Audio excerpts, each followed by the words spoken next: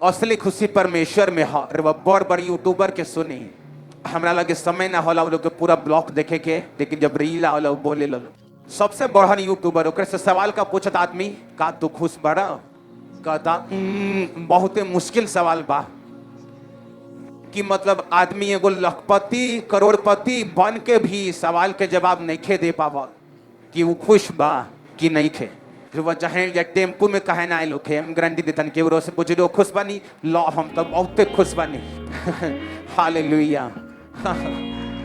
ओके मालूम बा आज हम टेम्पू में आयल बानी, कल हम गाड़ी में आए, परसों जहाज में आए। ओकरा मालूम बा धर्मी के ज्योति दोपहर के प्रकाश खानी पढ़ते रहे जब तक परफेक्ट ना हो जाए। राउर प्रकाश हाई लेवल पर जाए वाला बा। राउर रिश्तेदार राउर गवाही के सुने खातिर लगे आए वाला बा। आमीन। जोर से आशीष हमनी के है।